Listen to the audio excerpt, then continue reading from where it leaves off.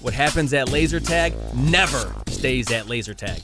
Laser Unfocused Tag Talk. Laser Unfocused Tag Talk. I feel like you could be like in Ghostbusters or something. Oh my God, you have got some stories. Let's talk about laser tag. Who knew you were a laser tag legend? Time to get laser unfocused. Tag Talk with Tivia. Welcome to Laser Unfocused Tag Talk. Hi, I'm Tivia.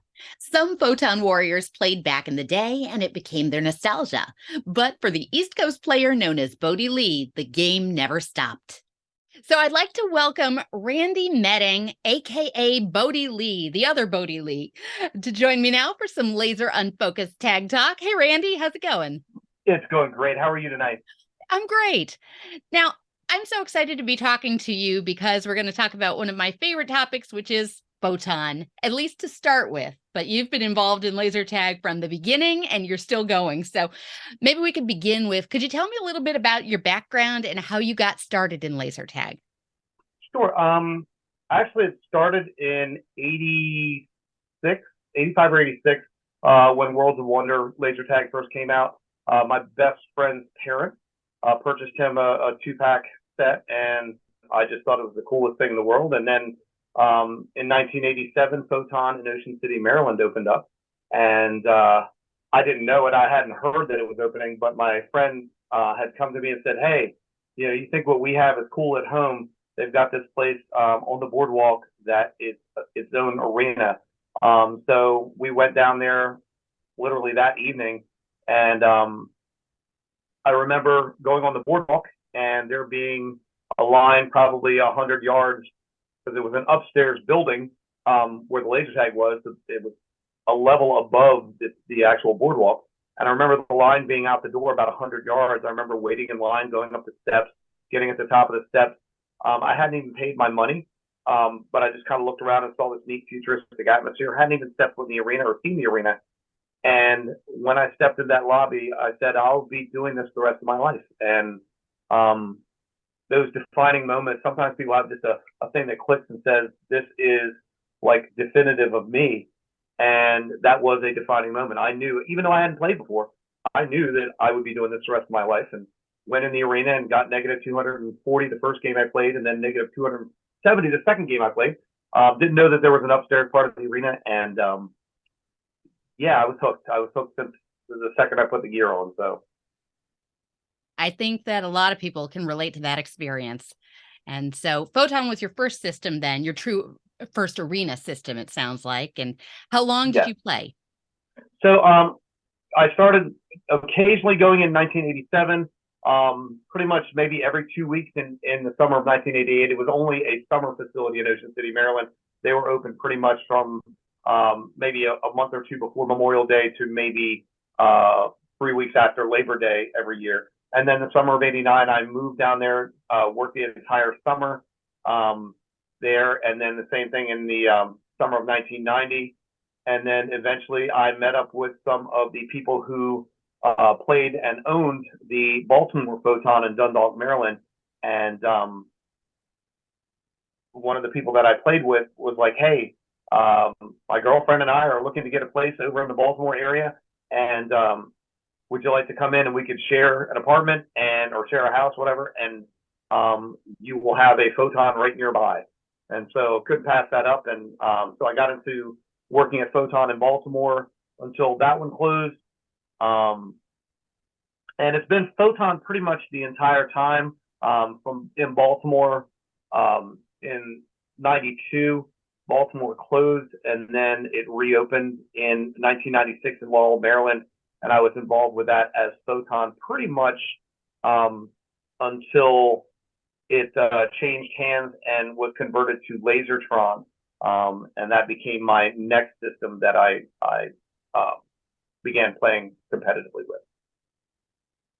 So it's interesting. You start with Photon, the original. You moved into some other traditional tag, and then tactical became part of your life a little bit later. But just going back to the very, very beginning, I love to talk to people about where their code names originated. And to some people, it'll be obvious right away. But could you just share a little bit about how did you become Bhodi Li? So once I saw that they had actually written the book, I'd never watched the TV show, didn't even know the TV show existed. But a friend had purchased a copy of Thieves of Light. And I remember just borrowing the book from him, reading it, and I'm like, wow. I really felt a lot of connection with the main character, who was Bhodi Li, aka Christopher Jarvis, who was a young boy from Earth who got really good at the game and found out that the game wasn't just a game, that it was a testing ground for a battle that was going on in outer space. And one of the things that kind of resonated with me with the book is that the character was brash, which I used to be. I say used to be. I'm still kind of, I guess, but used to be very brash, not so much arrogant, but a little bit cocky. But his heart was in the right place, and it always was. So I'm like, wow, that character resonates with me, and I chose that name because of the characteristics as the character was actually written, and I felt that it kind of emulated a lot of me, and that's where I chose that name from. I know there's a lot of people out there that have also chosen the name, and even what's interesting is there's a lot of people out there today that use that name in other laser tag setups and may be like, wow, I read the book too, and it is what it is, and it's okay. I've even had people come to the Photon reunion events, and people are like, well, I don't want to use the name Bhodi Li because you use it. I'm like, no. If you play the game and you love it like I do, honor it, use the name, go out there and have a blast, because it's the spirit behind it. The spirit behind it. What a great way to spend your time. What a healthy way to develop relationships and stuff like that. And I'm like, anybody that uses that name, that's I'm proud to be in a club with anybody that wants to use that name. Absolutely. Actually, that's basically how I took the name Tivia also, although I was young enough to be watching the TV show. The books came later. The other book series and Thieves of Light were sort of two completely different things, but I've always thought that Thieves of Light is a very underrated gem. Yes. Very much so. Very much so. Well, so if anybody hasn't read it, definitely pick up a copy of that book from the creative aspect. So Photon was the instrumental start to all this. And then what followed in your life in the laser tag path as a result? What came, where I've gone, everything, oh my goodness, the people that I've met from all over the world, being able to play against people from Japan, from the Photon in Japan, and meeting, further along in Lasertron and Armageddon tournaments and things like that, getting to meet people from Sweden and from Great Britain and all over the world that share the love of laser tag. I think it's been when I tell people that have never played laser tag before, it's the great thing about laser tag is, yes, can be an individual sport. You can go in there, and the great thing is you can monitor for most systems. You get some type of feedback on how well you did as an individual. But then you also can work together as a team. It's probably one of the few sports. Obviously with baseball, you've got, batting averages and things like that, but overall performance, to be able to instantly record and see your stats from a game, I thought was really neat. But people always say, I don't know, how do you want to say it? The controversy that came from laser tag, especially from people that are, I don't know how to want to say it, anti-gun or anti-violence. When they originally put the Photon 2020 video out, where they had interviewed the Photon players, and they were using the term, oh, so you're going to go out there and have a good time and kill. And it's like, no, it has nothing to do with killing. And as a matter of fact, honestly, even the people that are out in the arena playing against me, it's not even, I wouldn't even say it's tagging. I don't see the people that are in the arena on the opposite team from me as enemies. If I had to say my true enemy, it's not even my enemy, but my true goal is for self-improvement. So when I'm out there playing with people, I never come out and go, oh, well, that person did this, that person did that. I come out saying, wow, if I'd gone upstairs, or if I'd turned this corner, or if I'd engaged over in that area, I probably would have been more effective in the game. So it is a self-discovery. It's a place where I can go and focus on self-improvement, whether it's sportsmanship, the physical aspect of it, accuracy, all of those things. It's always been about self-development for me. And I think from the get-go, George Carter III, the inventor of Photon, was very smart to really think hard about the terminology to implement. And it was never about anything related to violence. It was always you're zapping, you're tagging, you're blasting. It's a competitive game. But as I think that 2020 interview from back in the day really showed, you don't come out of that thinking anything but positivity, the camaraderie with your team, the getting riled up against a competitive team against you, but not in any way that is anything but positive when everybody comes out at the end and is like, oh, look what just happened. Right. It's not, again, it's still even controversial today in regards to, people want to point violence or societal violence on video games. I don't know if we could say that maybe video games might be a slightly different because, with laser tag, all I'm hearing are noises from my equipment, a positive sound if I successfully tag somebody. The concept of going out there and thinking about even never once has it ever crossed my mind. I mean, I'm a range master for my job. I teach firearms and, for law enforcement. And, it is a completely different thought pattern, thought process between doing one with actual live ammunition and doing laser tag. It's never been a thought of harming or hurting somebody. Honestly, there's a goal that I have to achieve by pressing the trigger, and that gives me that positive feedback, that sound, and that score. And that's really all it is. Mm-hmm. And the athleticism of it, because you're running around or at least walking quickly, and you're getting the endorphins. So there's only, as far as I can see, really positive things that come out of the actual experience in an arena. And I think from the first time you have that experience to as far as you choose to take your laser tag, a lot of people would agree with that. And I know a lot of people agree with that because though I had played laser tag prior to 2014, I had not played Photon until Photon 2014, which would have been the first time I met you, although I didn't really know anybody there, so I'm not sure I made the connections. But you were instrumental with that whole project. And tell me a little bit about what it was like to bring back Photon and make it a reality 30 years later for players like yourself or anybody who wanted to have that experience one more time. Well, what's interesting is in 2005, either Armageddon of 2005 or 2006, we attempted to include Photon in that Armageddon tournament. And unfortunately, the batteries we didn't have the funds to have the equipment, where it needed to be. And through the efforts of a whole bunch of people, the GoFundMe's, but also all of the people that volunteered their time to get out there and get the arena fixed back up. We used to have dimmer packs where a long time ago where the lights would fluctuate with the music the way they did the original days. But having people, especially teammates of mine that were instrumental, Photon teammates of mine that were instrumental in bringing back the lighting, bringing back the theme, bringing back the atmosphere.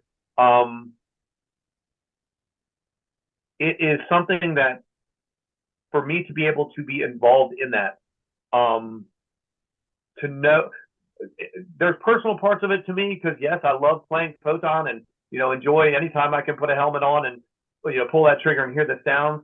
But to see the faces come in, to see the joy, not only of the people who played long ago being able to play, but I know they had to tell their children how instrumental and how impactful Photon was on their life for them to be able to share it with their kids.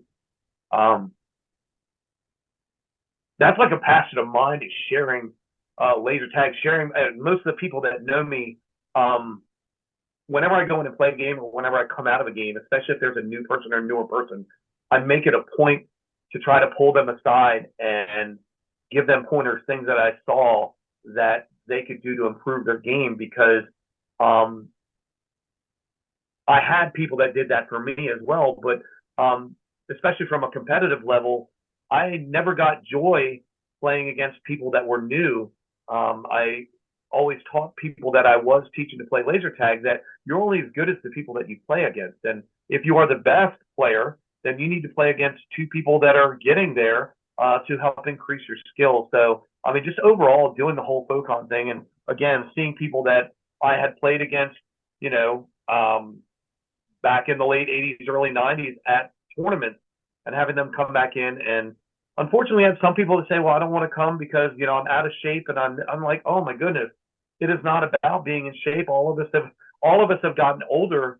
But please, I begged them, especially the people that I knew from Ocean City, I begged them, please come back and do this. We don't care what you look like. We don't care how big you are. We don't care how out of shape, how much hair you've lost. Come, because it's the joy of doing something that brought us all together years ago. Absolutely. And I just want to say, as I just told you, I'd played laser tag casually prior to that point, but I can very well relate to what you said at the beginning about how when you experienced Photon, even before you got in there, you said to yourself, this is something I'll be doing for the rest of my life. Well, I want to thank you and Mark and Jason and everybody who was involved with Photon 2014, because that's when it really hit home for me. That was when my laser tag journey really started, as far as I'm concerned. So that was very influential in my world. And I hadn't even been amongst your group, or, you know, the people who had that original experience. So it just continues to be the gift that gives. And that's when I say that joy is all mine, it really is. And I hope everybody, like when you came in, I hope you felt that. I wanted to get people in as many games as I could, as often as I could. And as joyful as you were probably playing, I would say that joy was equaled by me being able to give that to everybody and help give that to everybody and be there to help run it and bring it back for people. That is joy to me. Well, that was a tremendous experience. And I think anybody who's had the Photon experience, that kind of goes into a category by itself. But then it's also the granddaddy of all the laser tag that came thereafter. So you moved on to Lasertron, obviously was what moved in at Laurel, and then into the tactical world. So I'd love to hear a little bit about that. And I'd love to know how you feel other laser tags compare with the original and with each other. Okay, so Photon will always be my true love, and people say, oh, would you rather play Photon if you had a choice, if they could open a Photon in your hometown, would you jump for joy to go back and be a part of it? And surprisingly enough, my answer might be hesitant to no. And the reason I say that is with Photon, we developed over those years a style of playing that was very, very, very physically demanding. And even having people come back for Photon, I couldn't quite get the joy that I would. Now, if somebody came to me and said they're opening 100 Photons all across the country starting tomorrow, I would be jumping for joy, because now we all have the opportunity to go and train and be equal. But unfortunately, hosting at Laurel, I mean, I could tell you, I could turn the field lights off in Laurel. It could be pitch black in there, and I was around when the arena was being built. I knew that arena like the back of my hand. So even having people coming in that were really, really high experience, there's a part of me going, I have to reserve and hold myself back, because these people don't have the opportunity to play on this arena as much as I have. So that being said, I love Photon. I think that, you know, maybe before its time, I think the simplicity of it was really neat.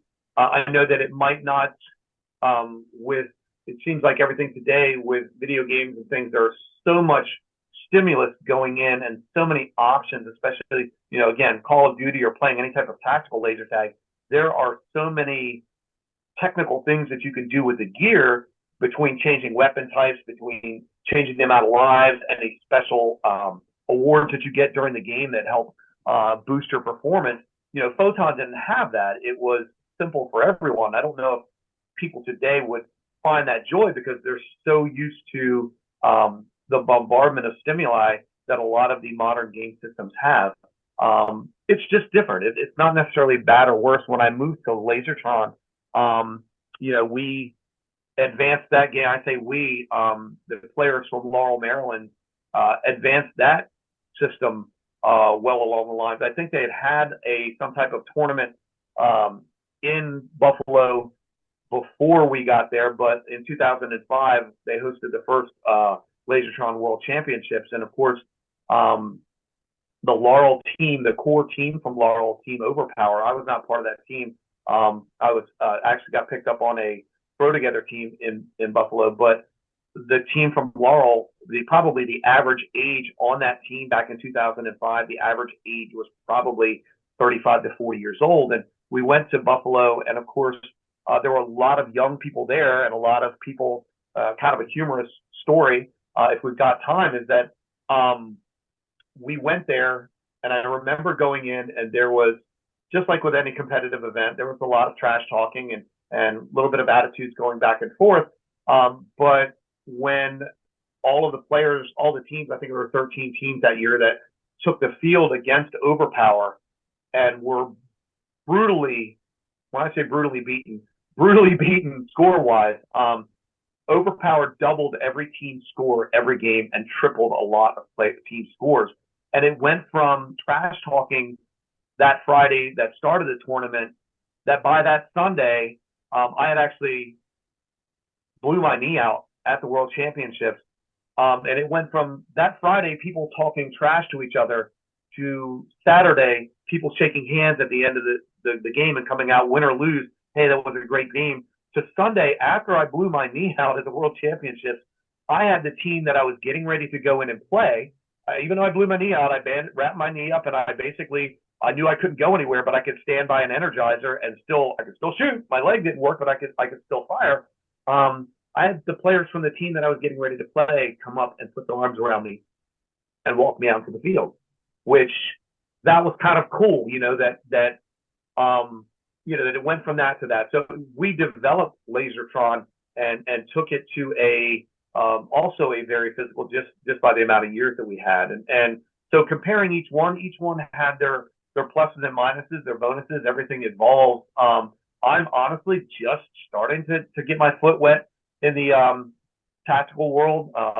Mark had purchased in 2015 was when he purchased Battle Company's Battle Rifle Pros, and even there, I was only there maybe once a month, once every 2 months or whatever, and just getting my feet wet. And I just started with a local business in Delaware who uses the same gear that he does, and I'm still learning so many nuances. Almost, I go out there and I see new players coming in that obviously play Call of Duty on their computer, or they play Airsoft, and it's like, wow, their skill. I'm looking at like, I don't know how I would do against this person. I typically do well, but I don't know how I do against them. So there's a lot of differences between each type of system that are out there, and to choose one, I think there are aspects of each that I like. I feel that way about a lot of different types of laser tag as well.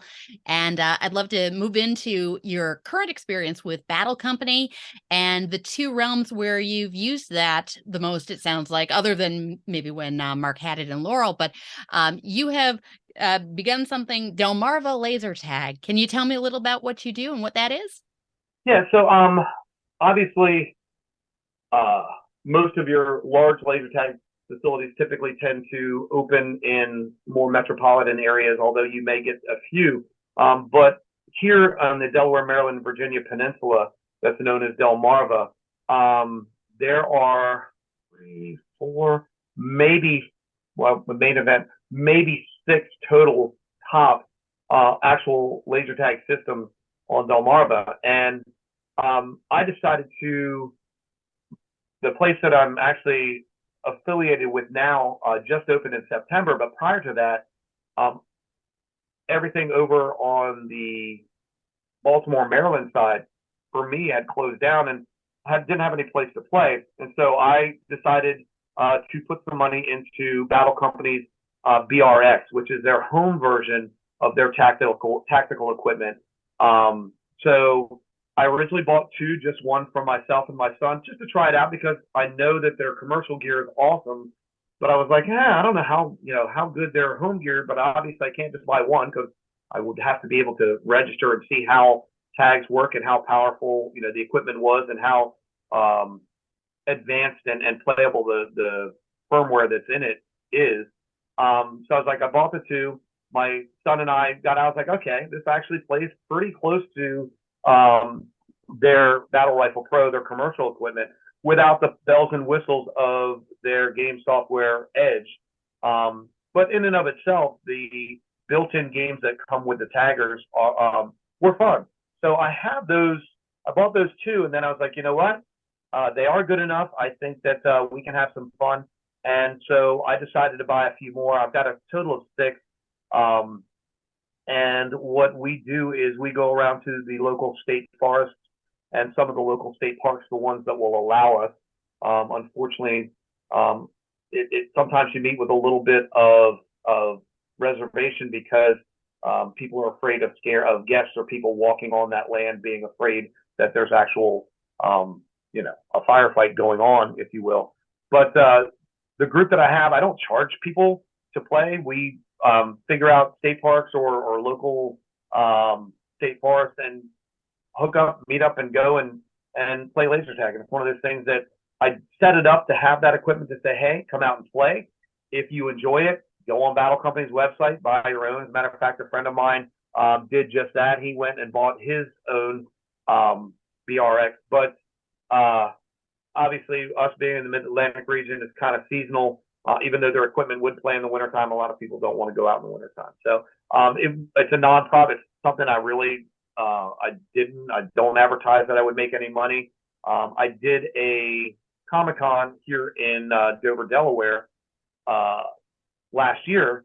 And the ironic thing is that people came, they got, flyers from my organization, and people started saying, hey, can you come do my birthday party? And I'm like, oh, I don't have a business, I don't have a license, but I'm going to refer you to a friend of mine who has their own, and their equipment is more advanced. So Delmarva Laser Tag, again, it's not a business, it's just a group of people that get together and play, and I wanted to share that passion with people that may want to do it. And it's not, I set it up not just to use our BRXs, but to also encourage people maybe to do road trips and to go visit some of the local commercial arenas, in the Mid-Atlantic area.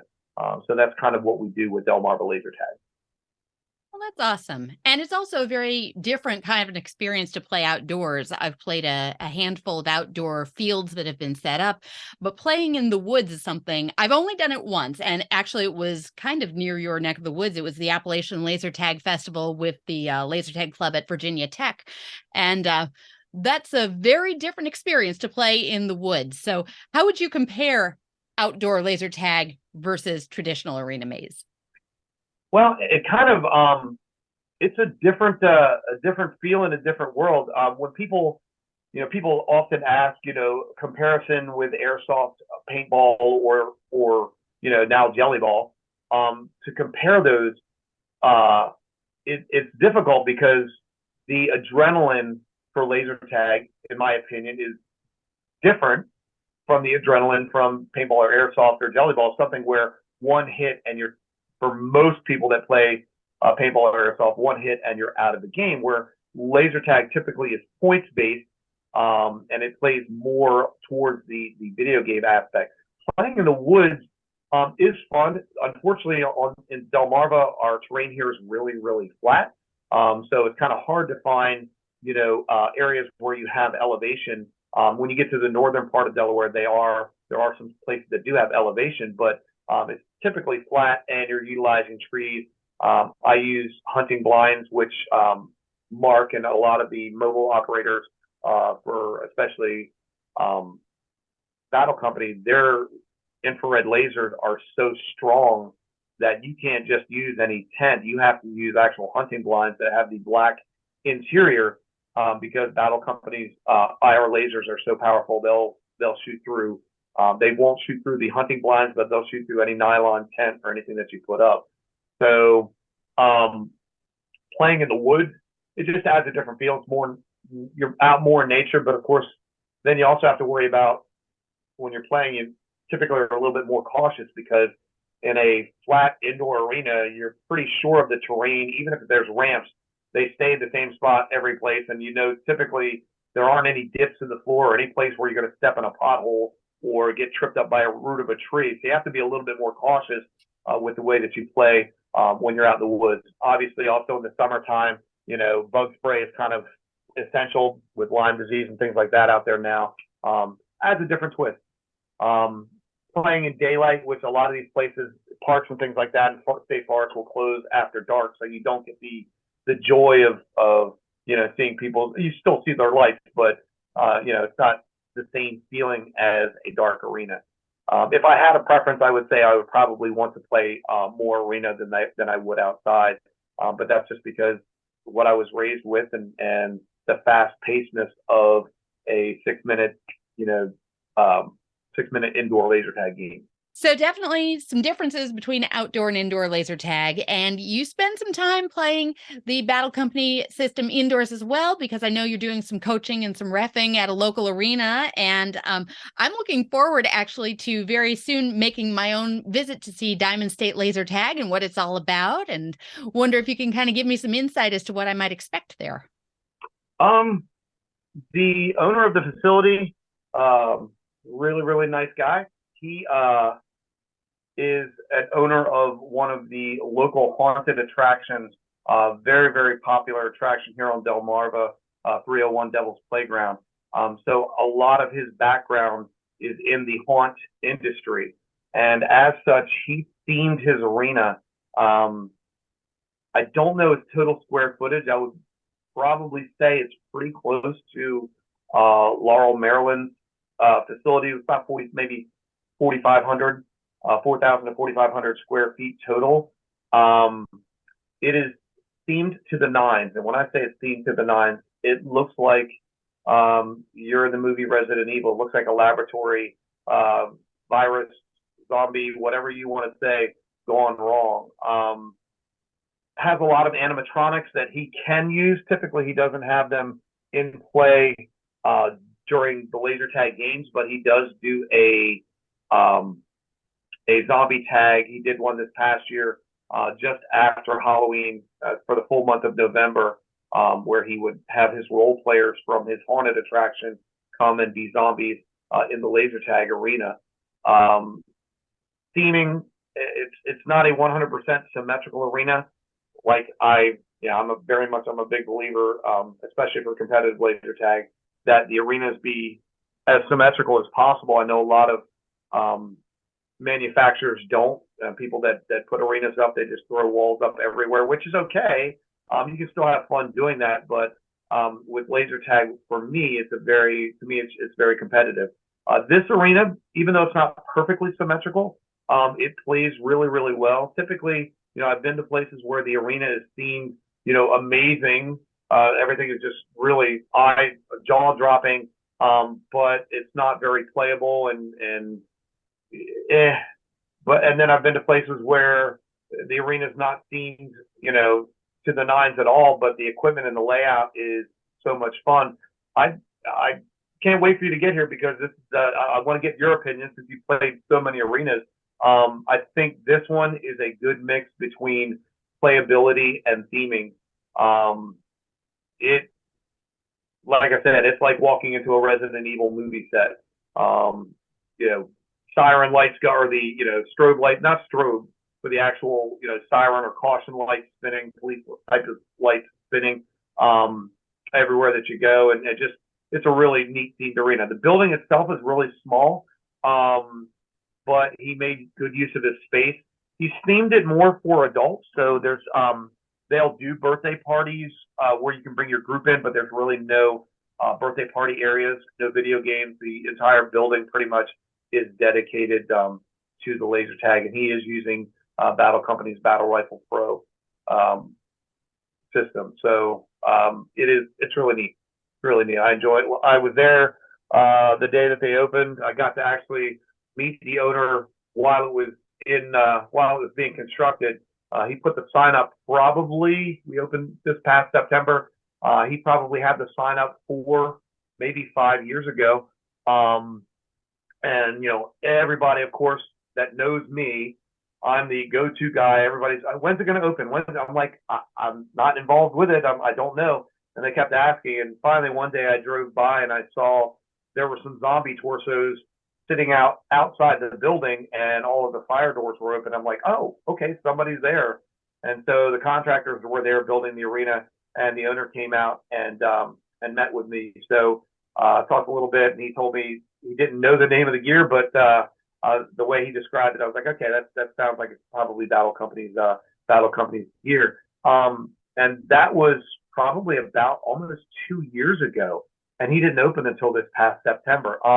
The building it's a metal, not a pole shed type of building, but a metal warehouse type of setting, and it used to be an indoor skateboarding park.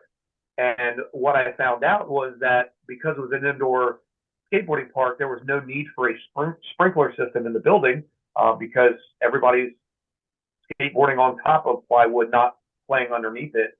And so when he built his arena, going through code, all the coding and things like that, he needed to have a sprinkler system put in. Unfortunately, the building was not plumbed for it, so he had to go out and get a evaporative tank to be able to set the arena up with plumbing. So it took him that long. And anybody that has been in the laser tag industry knows that the hoops and hurdles that you have to jump through when it comes to fire code, which is for good reason. You want to make sure that were something to happen, that people could safely evacuate. But Rand probably had to jump through a lot of hoops to get the place open. Well, I have seen some pretty impressive looking videos of this space online, and I'm looking forward to coming down there myself. Now, I play an awful lot more traditional tag than tactical. So I want to be competitive when I play against your guys. You coach, you ref. What are some tips that you would give to somebody who's like me, coming from the traditional angle, or maybe coming into to play for the first time? How can somebody succeed well with the equipment and the arena that you're associated with now? I would say probably the first thing is to make sure whoever comes in that they pay attention to the briefing that's given. And the reason for that is at Diamond State, they do an hour session, and there are 6 games in that hour session. And each one of those games has a slightly different nuance to it. There are 3 team deathmatch games that is the only objective is player tag, and each one of those team deathmatch games has a different weapon. So you've got a traditional machine gun, you have a sniper rifle, and a shotgun in each separate in each of those 3 games. And then there's a domination type of game, a King of the Hill, and a Capture the Flag, and they're all kind of interspersed. So the most important thing probably would be to make sure you pay attention to the instructions so that you know the game objective. Tactical laser tag, and I know that some of the traditionals are starting to lean towards that way in regards to putting scopes on the top of their taggers. As a firearms instructor, I teach everything from handgun, shotgun to patrol rifle and things like that. There's a concept called barrel sight relationship. So your sights sit on top of the tagger, and they sit approximately 2 inches higher than where the actual infrared beam comes out. So that being said, depending on where the facility sights their taggers to will influence where you want to place the dot in your scope on the person's sensor. So, for example, if the tagger is sighted 25 or 30 yards away, meaning when they adjust the sights on it, they have the target 30 yards away, and when you place your dot in the center of your reticle on the sensor, you score a hit. If that's where they're sighted at 30 yards away, if I move up to someone point blank, so for example, if I were to come up and I was 3 inches away from your face, if I were to put my dot of my on the top of my tagger on the sensor on your headband, I would not score a hit because that dot is on your headband. The actual infrared emitter would be somewhere between your nose and your mouth. So that barrel sight relationship is kind of important. Also knowing the cues. It has a lot of stuff that is similar to traditional laser tag in regards to there is feedback when you tag someone. Obviously, if you're traditional laser tag, you might not be used to wearing a headband. There is no vest in the Battle Company equipment. You have 3 receivers on the front of your tagger, so you can be tagged on the front of the tagger, so no blind firing, not only to not injure people, but also You're not going to be able to see what you're aiming at, and they can see the front of your tagger and take you out without you knowing it. But also, you have four sensor areas on the headband, and those do flash when somebody is successfully tagging them. So getting to know those will be important as well. And then the sounds, you don't typically get instant feedback until you actually take a player out. Once you have eliminated them from play, the Battle Company gear is set up so that your targeting reticle will change from red to green. So as I'm tagging someone, I'm seeing their headband flash as I'm tagging them, but as soon as I eliminate them at that time, my reticle flashes green for about a second and a half, just to let you know that, yes, you successfully eliminated them at that time. Everything is, for this system, they can set it up so that you can respawn in place, but a lot of operators don't do that. They actually make their players go back to a home base area to respawn to get back in the game. So I would say, listening, if I had to give tips for people that are first coming in, understand barrel sight relationship, knowing where to place that dot in relation to how far away the person is from you. Know the objectives of each game. There are a lot of advanced features on the game that Diamond State right now is not using. They're playing very simple games, and that's a good business plan, because when you're opening something new that most people in the area haven't seen before, starting out simple is the best way. So Battle Company's equipment has the ability to change weapons mid-game, and some operators do that now that they've been open a while, but Diamond State chose to, each game you have one specific weapon, typically, and so there's not a learning curve until you get into more advanced games. One of the things that I really like about Battle Company is, I know they refer to themselves more as modern laser tag. I think of them as tactical, but I also think they're something of a hybrid, because there is a bit of a traditional feel to that. And it sounds like that's what you've experienced as well. Yes. So when we think of, and I'm not, with Battle Company's equipment, they've, from what I know, and again, I'm not an owner operator, but knowing people that are affiliated with Battle Company, their designer, their person that is working on the software and the game formats and that type of thing, is a hardcore gamer.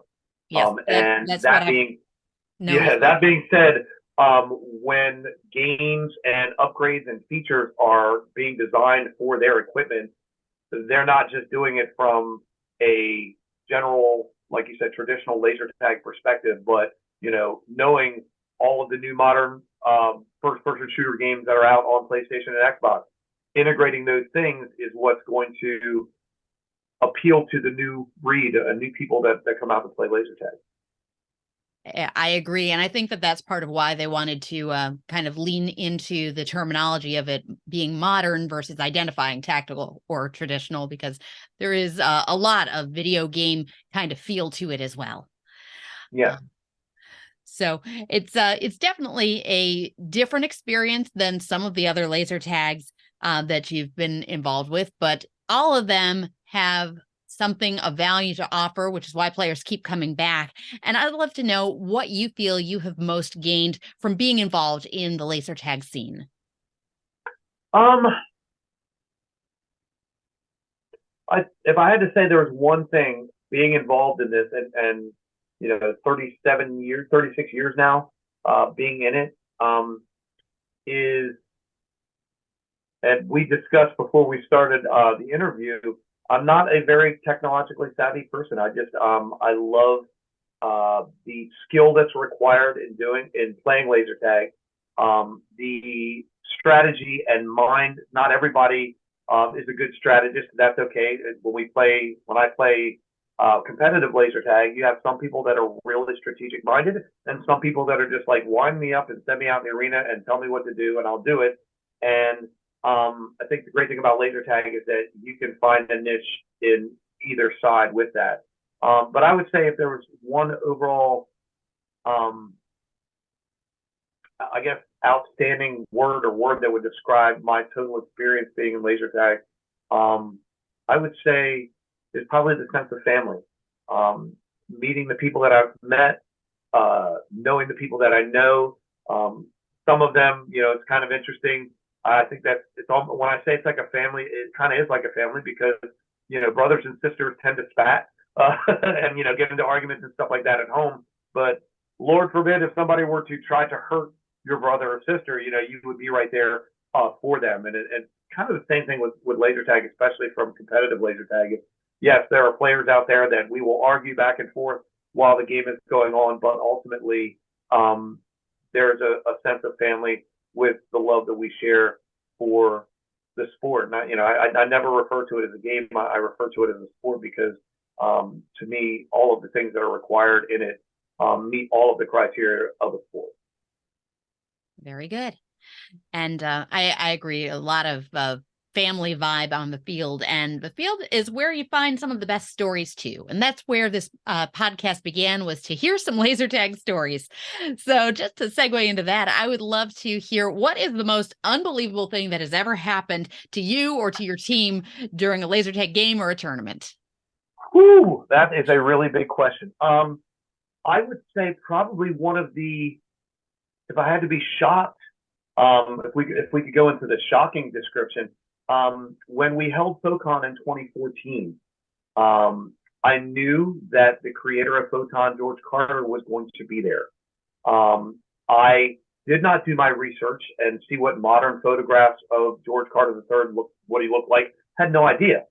I had the same image that I saw with the 2020 interview. Here's this person in their late 20s, early 30s, however old he was when he designed it, and had no idea what he looked like. And here I am, we're hosting Photon, and we've got people going, and we've got some games going, out in the arena, and in walks this diminutive, and please, if George Carter, if you were listening to this, please don't take this disrespectfully, but a diminutive older man who did not meet the picture that I had in my head when I thought of George Carter. So this person's walking in through the facility, and I'm like, greeting everybody and happy that everybody's there. How are you doing today, sir? Can I help you? And he's like, hey, I'm looking for Mark Mueller. I was like, yeah, I think he's around here somewhere. And can I tell him? And he kind of looked at me. He goes, I'm George Carter III. If my jaw could have dropped any harder onto the floor, I don't think it would have. I probably would have put a hole in the floor. And I was like, oh my God, this is awesome. And then he asked, he's like, well, do you have an observation deck where I can go up and see where the game's evolved to? I was like, yeah, we've got an observation deck. We do, but I'm not going to allow you to go up there yet, because I want you to come out onto the field with me, because you built this, you created this, you made this universe that became such an integral part of my life, the impact that it's had on me. You deserve to be out in the field first, then you can watch. And so literally walking George Carter III out onto a Photon field that was years past his making probably was one of the coolest experiences that I've ever had. So that would be like the shocker. I would say if I had to have one that was memorable, at the Lasertron World Championships every year, they would have a top player challenge, basically. The players for the tournament would elect 4 people who, they would all vote as a team, as teams. They would all vote, not only just for their person, but they had a chance to vote for everybody that was involved. And I was blessed that pretty much every year I got to be in that top 4 people competing in that event. And overall, we played 3 or 4 different formats, and the overall winner who had the most points was declared the winner. And the person that was consistently declared the winner was a player by the name of Cyberwolf. Cyberwolf started playing laser tag, I believe, when he was about 8 years old. He started playing in Laurel, Maryland. I was the assistant general manager of the store at that time when he started playing. And I remember, his mom and his father would bring him in pretty much every week. And he got attached to my hip at the side as a young man. And he would always come in he challenged me to a one-on-one in the arena, and of course I'd go out there and I'd play, and of course I would never give it my all against an 8-year-old. But as he grew and as his age increased, he looked at me one day and said, please don't take it easy on me. Okay, you what? He's like, yeah, don't take it easy on me this time. And so from that point on, I gave him my all, and I coached him, and I helped bring him up, at least in Photon. And when Lasertron came around, he was, if there was a person that would go down the history books as probably the best Lasertron player out there, it was him.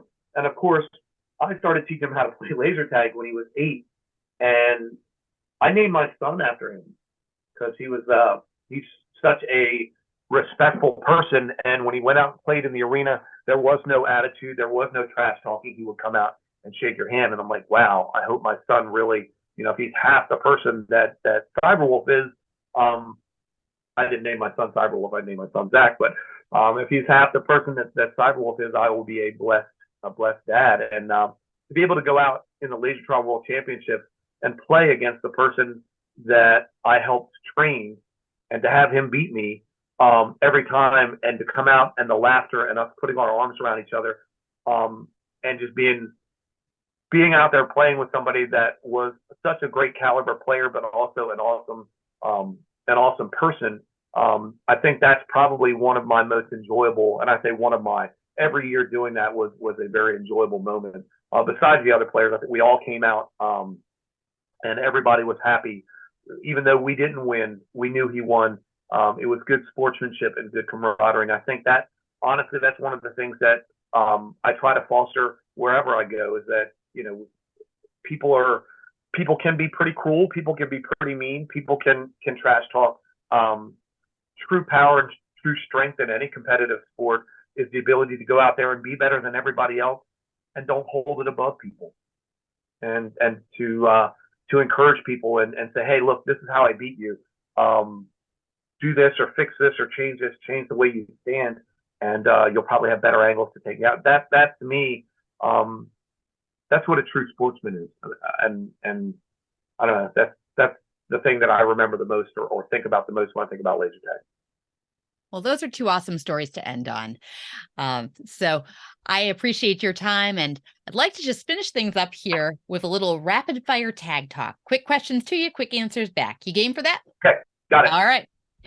Favorite laser tag system of all time? Photon. Favorite arena? Oh, that would be Laurel, Maryland, Photon Field. Coolest person you've met through laser tag? That's a toss up. George Carter and David Stay, both of them kind of need to meet both of them. So. Coolest place that you've ever visited because of laser tag? I would say probably just the Buffalo area, because there's so many things to do around there, Niagara Falls and stuff. So I would say Lasertron in Buffalo. Favorite prize or souvenir? Getting the first place trophy in Baltageddon, because I'd never achieved a first place trophy as a team. I did a lot of first places as individual events, but I always played with teams that were not as good, just because I liked playing with friends and people that I like. So winning an actual team and having a trophy from a first place team event. Favorite snack at the concession stand?